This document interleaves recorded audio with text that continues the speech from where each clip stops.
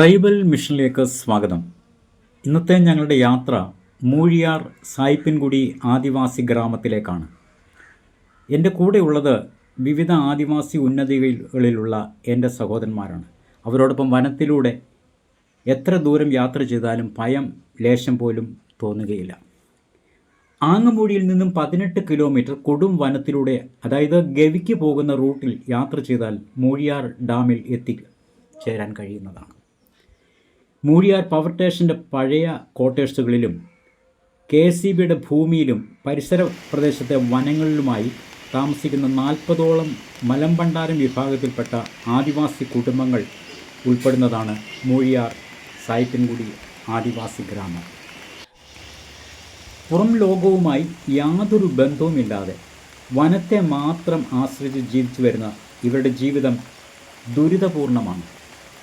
കേവലം നീല ടാർപ്പാളി ഷീറ്റ് മേൽക്കൂരയാക്കിയ വീടുകൾക്കുള്ളിൽ കഴിയുന്ന ഇവരുടെ ജീവിതം മഴക്കാലമായാൽ കൂടുതൽ ദുരിതപൂർണമായി തീരുന്നതാണ്. ഇടയ്ക്കിടയ്ക്ക് ട്രൈബലിൽ നിന്നും KSEBയിൽ നിന്നും ലഭിക്കുന്ന ഭക്ഷ്യവിഭവങ്ങളാണ് വിശപ്പടക്കാനുള്ള ഏക മാർഗം.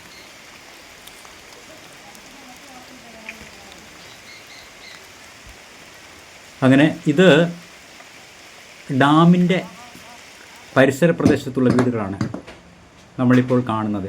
ഒരു വീടിൻ്റെ അവസ്ഥ നമ്മൾ നോക്കും. ഒരു വീടിൻ്റെ ഉൾവശമാണിത്. വെറും പച്ച മൺതറയിൽ മാത്രമാണ് അവർ കിടക്കുകയും ഉറങ്ങുകയും ഭക്ഷിക്കുകയും ഒക്കെ ചെയ്യുന്നത്. മേളിൽ ഒരു ടാർപ്പാളി ഷീറ്റ് മാത്രം. ഈ വീട് ഒന്ന് കണ്ടു നോക്കുക. വളരെ കഷ്ടതയും പരിതാപകരമാണ് ഇവരുടെയൊക്കെ ജീവിതം. എന്ത് പ്രയാസം എന്ത് പ്രയാസം നമുക്ക് ഉള്ളിൽ തോന്നുന്നു. വളരെ ഭാരത്തോടു കൂടിയാണ് ഈ കാഴ്ചകൾ നിങ്ങളെ കാണിക്കുന്നത്.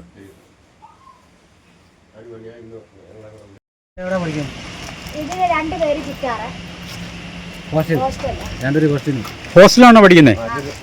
ആരെ? 2 പേര്? അവർ 2 ഹോസ്റ്റലിൽ പഠിക്കാം. ഹോസ്റ്റലിൽ എല്ലാ സൗകര്യങ്ങളും ഉണ്ടല്ലോ അവിടെ പഠിക്കാൻ? ഉണ്ടല്ലോ. ഓക്കെ. ഈ കുടുംബം താമസിക്കുന്നത് ഒരു ക്വാർട്ടേഴ്സാണ്. ഇത് കണ്ടില്ല, ഇടിഞ്ഞു പൊളിഞ്ഞ KSEB ഉദ്യോഗസ്ഥർ ഉപേക്ഷിച്ചിട്ട് പോയ ഒരു ക്വാർട്ടേഴ്സാണ് അവർ ആ കുഞ്ഞുങ്ങളെല്ലാം താമസിക്കുന്നത്. മൊത്തം ഇടിഞ്ഞു പൊളിഞ്ഞ് മഴയൊക്കെ നനയുന്ന ഒരവസ്ഥ. ഇതൊക്കെ മറ്റു കുടിലുകളാണ്. ഇത് വർഷങ്ങളായിട്ട് 40-40 വർഷമായി ഈ അവസ്ഥയിലാണ് ഇവർ താമസിക്കുന്നത്. ഇവർക്ക് പുതിയ വീടോ മറ്റു കാര്യങ്ങളൊന്നുമില്ല. വളരെ പരിതാപകരമായ ഒരു ജീവിത രീതിയാണ് ഇവരുടെ. എല്ലാം കൊണ്ടും നമുക്കിവിടെ എല്ലാം തൊന്തരവാണെന്ന് പറഞ്ഞാൽ ഇവിടെ എല്ലാം കൊണ്ടും. ഈ കോളനിയുടെ പേരോടൊന്ന് പറഞ്ഞു. ഇവിടെ സായിപ്പൻകുഴിയാണ് കോളനി. ഇത് മൂഴിയാറ് സായിപ്പൻകുഴി. ആ, പിന്നെ പേരെന്തുവാ? മൂപ്പൻ്റെ പേര് സുകുമാർ. ഈ കോളനിയുടെ മൂപ്പനാ? സോറി, കോളനി അല്ല, ഉന്നതിയുടെ മൂപ്പനാ. മൂപ്പൻ എന്താ ഇവിടെ ഇതിനെ കുറിച്ച് പറയാനുള്ളതെന്ന് പറയാമോ?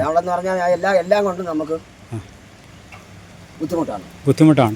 മഴക്കാലം വന്നാൽ ഭയങ്കര ബുദ്ധിമുട്ടാണ്. മഴക്കാലം വന്നാൽ അതിനപ്പുറത്തെ ബുദ്ധിമുട്ടാണ്. നമുക്കിപ്പോൾ ഈ മഴക്കാലം വന്നു കഴിഞ്ഞാൽ നമുക്ക് കാട്ടിലൊന്നും കയറി ഒന്നും എടുക്കാനും ഒന്നുമില്ല. അതുകൊണ്ട് നമ്മളിങ്ങനെ. അപ്പോൾ ഇവിടുത്തെ കുഞ്ഞുങ്ങളുടെ വിദ്യാഭ്യാസവും കാര്യങ്ങളൊക്കെ കറക്റ്റായിട്ട് നടക്കുന്നുണ്ട്. ഇവിടെ സ്കൂൾ അടുത്തുണ്ട്. ചിലവർ പിന്നെ പഠിക്കാൻ പോകുന്നുമില്ല. എന്താണെന്ന് പറഞ്ഞാൽ അതിൻ്റെ ഒരു ബുദ്ധിമുട്ടാണ്.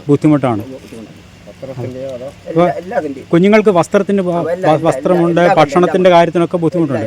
അപ്പോൾ ഇവിടെ ഭക്ഷണമൊക്കെ പിന്നെ ട്രൈബലിൽ നിന്ന് ഇവിടെ എത്തിക്കുന്നുണ്ട്. അപ്പോൾ നിങ്ങൾക്ക് സ്വന്തമായിട്ട് ഭൂമിയുണ്ടോ? സ്വന്തമായിട്ട് ഭൂമി ഇല്ല. നമുക്ക് സ്വന്തമായിട്ട് തന്നെ ഭൂമി വേണം. അപ്പോൾ ഈ താമസിക്കുന്ന വസ്തു ഇതൊക്കെയോ?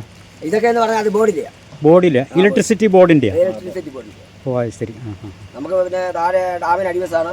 പിന്നെ സ്ഥലം തരാമെന്ന് പറഞ്ഞിട്ടുണ്ട്. നമുക്ക് ആ സ്ഥലം കിട്ടണം. അപ്പോൾ വീടിന് നമ്പറൊക്കെ ഉണ്ടോ? വീടിന് നമ്പരൊന്നും ഇല്ല. അപ്പോൾ ഓട്ടുണ്ടോ? ഓട്ട് കറക്റ്റ് ആയിട്ടുണ്ടല്ലേ? അപ്പോൾ വീടിന് നമ്പറില്ല, വീട്ടിൽ മറ്റു ആനുകൂല്യങ്ങളും കിട്ടത്തില്ല. പിന്നെ നമ്മളിങ്ങനെ ഇവിടെ ജീവിക്കുന്നു എന്ന് മാത്രമേ ഉള്ളൂ. ഓക്കെ. ഇതൊക്കെ എല്ലാം ഉള്ളോ? മറ്റെന്തെങ്കിലും സർക്കാർ മറ്റുള്ളവരെ അറിയിക്കാൻ വേണ്ടി എന്തെങ്കിലും പ്രത്യേകിച്ചുണ്ട്? ഇപ്പം ട്രൈബൽ ഡിപ്പാർട്ട്മെൻറ്റിനെയോ ഫോറസ്റ്റ് ഡിപ്പാർട്ട്മെൻറ്റിനെയോ അല്ലെങ്കിൽ സർക്കാരിനെയോ അങ്ങനെ അവരെ ബോധിപ്പിക്കാൻ വേണ്ടി നമുക്ക് എന്തെങ്കിലും ഉണ്ടോ എന്ന് പറഞ്ഞാൽ? ഇത് നമ്മുടെ ഈ സാഹചര്യങ്ങളാണ്.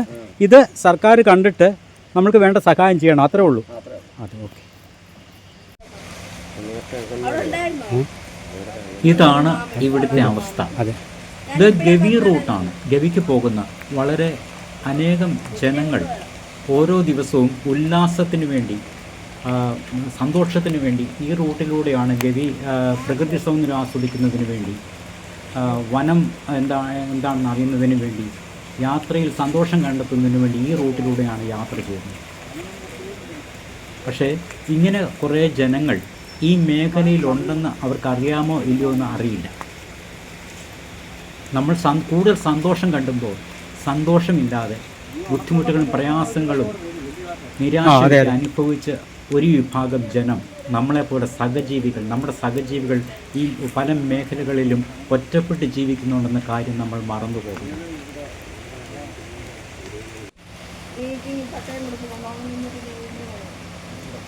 ഇനി ഞങ്ങൾ കുറച്ചുകൂടെ മുകളിലോട്ട് ഗവി റൂട്ടിലോട്ട് യാത്ര ചെയ്യുകയാണ്. ഒരു ഇടിഞ്ഞു പൊളിഞ്ഞ അവിടെ ഒരു ക്വാർട്ടേഴ്സ് ഉണ്ട്. അതിനകത്ത് 4-5 കുടുംബങ്ങൾ ഒരുമിച്ച് താമസിക്കുന്ന ആ ക്വാർട്ടേഴ്സിലേക്കാണ് ഞങ്ങൾ പോകുന്നത്. അങ്ങനെ നമ്മൾ ആ ക്വാർട്ടേഴ്സിൻ്റെ അടുത്ത് എത്തി. അതിൻ്റെ മുമ്പിലുള്ള ആ കാഴ്ചകളാണ് നമ്മൾ കാണുന്നത്.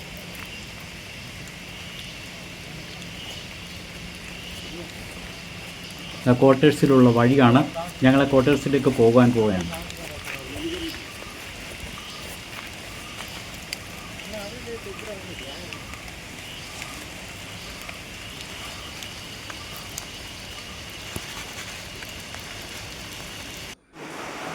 ഇതാണ് ആ ക്വാർട്ടേഴ്സ്.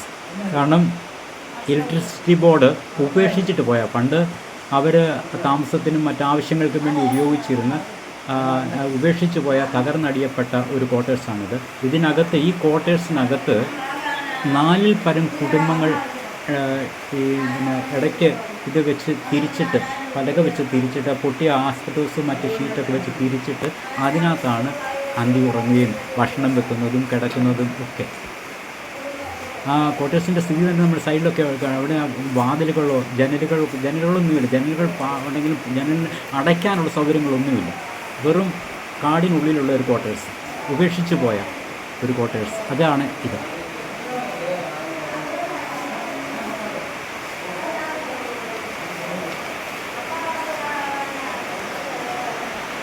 അങ്ങനെ ഇവിടുന്ന് ഞങ്ങൾ യാത്ര തിരിച്ചു.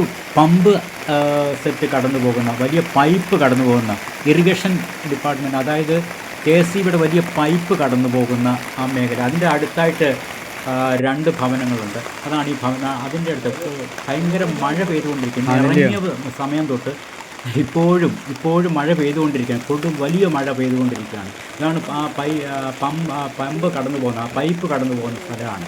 ഞങ്ങൾ അവിടെ എത്തിയിരിക്കുകയാണ്. അവിടെ ആ പൈപ്പോട് ചേർന്ന് 2 ഭവനങ്ങളുണ്ട്. ഇതാ ഒരു ഭവനം കണ്ടു നോക്കി. ഇതിനകത്ത് എങ്ങനെ താമസിക്കാൻ സാധിക്കും? ജസ്റ്റ് ഒരു ടാർപ്പാളിൽ മാത്രം അതിനകത്തോട്ട് കഷ്ടതയിൽ. അതാണ് ജനങ്ങൾ കഷ്ടത അനുഭവിച്ച്. ഇത് ആ ഗവിക്ക് പോകുന്ന റോഡിൻ്റെ താഴെ കൂടെ പോകുന്ന, ആ സൈഡ് അടിയിൽ കൂടെ പോകുന്ന പൈപ്പാണ്. ഇലക്ട്രിസിറ്റി ബോർഡിൻ്റെ പൈപ്പാണ്, അതായത് ഡാമിൻ്റെ പൈപ്പാണ്. ഇതുവഴിയാണ് ആ പാലത്തിൽ കൂടിയാണ് ഗവിക്ക് പോകുന്ന റോഡ്. ഇതാ പൈപ്പ്. ഞങ്ങൾ തിരിച്ച് മലയിറങ്ങുകയാണ്. ഇനി ഡാം സൈറ്റിലേക്ക് പോവുകയാണ്. അങ്ങനെ ഞങ്ങൾ ഡാം സൈറ്റിലെത്തിയിരിക്കുന്നു. ഇതാണ് മൂഴിയാർ ഡാം. വളരെ മനോഹരമായ ഒരു കാഴ്ചയാണ് മൂഴിയാർ. അതിൻ്റെ പരിസര പ്രദേശങ്ങൾ, അതിൻ്റെ പ്രകൃതിയും ഒക്കെ ആസ്വദിക്കാൻ കാഴ്ചക്കാർക്ക്, പ്രകൃതി സ്നേഹികൾക്ക് പറ്റിയ ഒരു പ്രദേശമാണ് മൂഴിയാർ. ചുറ്റുപാടുമുള്ള കാഴ്ചകളാണ് ഈ കാണുന്നത്.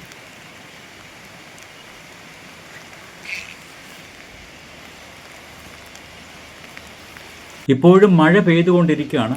ഞങ്ങൾ ഈ മഴയൊക്കെ നനഞ്ഞാണ് ഇങ്ങനെ ഈ യാത്രകൾ നടത്തുന്നത്.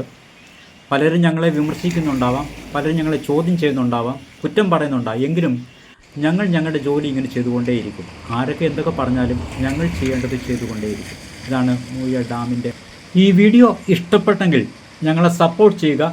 വീണ്ടും ഇതുപോലെയുള്ള വീഡിയോകളുമായി നിങ്ങളുടെ മുമ്പിൽ എത്തുന്നതുവരെ എല്ലാവർക്കും നന്ദി, നമസ്കാരം.